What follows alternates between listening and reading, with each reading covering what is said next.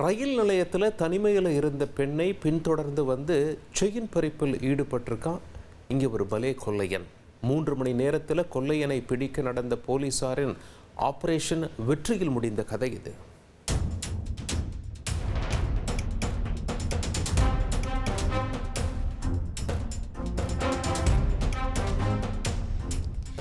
ரயில் நிலையத்தில் தனிமையில் அமர்ந்திருந்த பெண்ணிடம் மர்ம நபர் ஒருவர் செயின் பறிப்பில் ஈடுபட்ட பகீர் சிசிடிவி காட்சிதான் இது.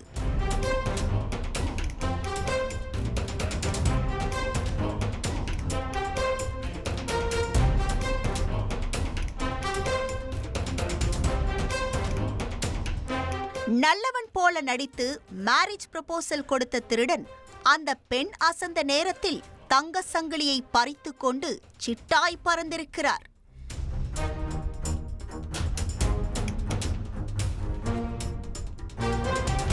சென்னை பெருங்குடி ரயில் நிலையம். சம்பவத்தன்று மாலை தனியார் பள்ளியில் பணியாற்றும் ஒரு பெண் வேலை முடிந்து வீட்டிற்கு செல்வதற்காக ஸ்டேஷனில் காத்திருந்துள்ளார். அந்த சமயம் அங்கு அதிகமான ஆட்கள் இல்லை.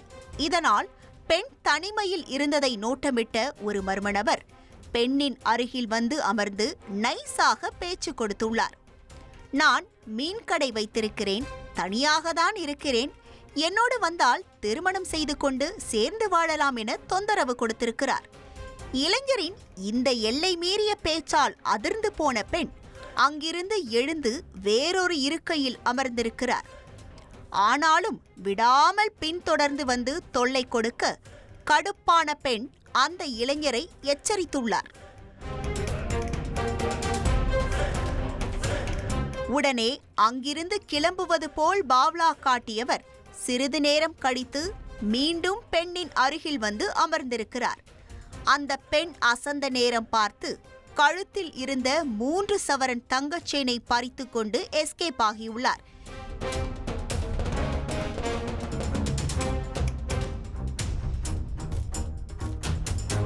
இதையடுத்து போலீசாருக்கு தகவல் கொடுக்கப்பட்டது.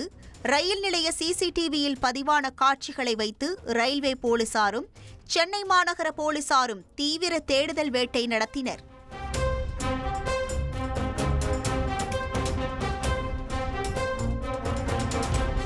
அதன் தொடர்ச்சியாக சிசிடிவியில் பதிந்த இளைஞரின் தோற்றத்தைப் போலவே திருவல்லிக்கேணி பகுதியில் சுற்றித் திரிந்த ஒரு நபரை பிடித்து விசாரித்திருக்கிறார்கள். இதில் செயினை பறித்து கொண்டு ஓடியது அந்த நபர்தான் என்பது உறுதியானது. கொள்ளையனின் பெயர் பாபாஜி என்கிற சவுந்தர். விழுப்புரம் மாவட்டம் செங்கிமேடு பகுதியை சேர்ந்தவர். வேலை வேட்டிக்கு போகாமல் ஊதாரித்தனமாக சுற்றி உதை வாங்குவது சவுந்தருக்கு கைவந்த கலை. இந்த செயல்பாடுகள் பிடிக்காததால் திருமணமான ஓராண்டுக்குள் இவரது மனைவி பிரிந்து சென்று விட்டார்.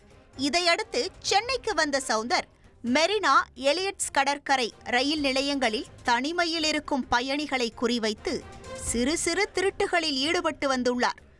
ஆனால் போலீசாரிடம் சிக்கவில்லை. இந்த நிலையில் கடந்த 2024ஆம் ஆண்டு மறைமலை நகரில் செல்போன் பறிப்பு வழக்கில் கைதாகி சிறைக்கு சென்ற சவுந்தர் சமீபத்தில்தான் ஜாமீனில் வெளியே வந்துள்ளார். வந்த சில நாட்களிலேயே மீண்டும் கைவரிசை காட்டத் தொடங்கியதும் விசாரணையில் தெரிய வந்திருக்கிறது. விசாரணை முடிவில் சவுந்தரை போலீசார் கைது செய்து சிறையில் அடைத்தனர். மேலும் பெருங்குடி ரயில் நிலையத்தில் இவரோடு சுற்றித் திரிந்த மற்றொரு நபரையும் போலீசார் தீவிரமாக தேடி வருகின்றனர். சம்பவம் நடந்த 3 மணி நேரத்தில் குற்றவாளியை கைது செய்த போலீசாரை உயர் அதிகாரிகள் பாராட்டினர்.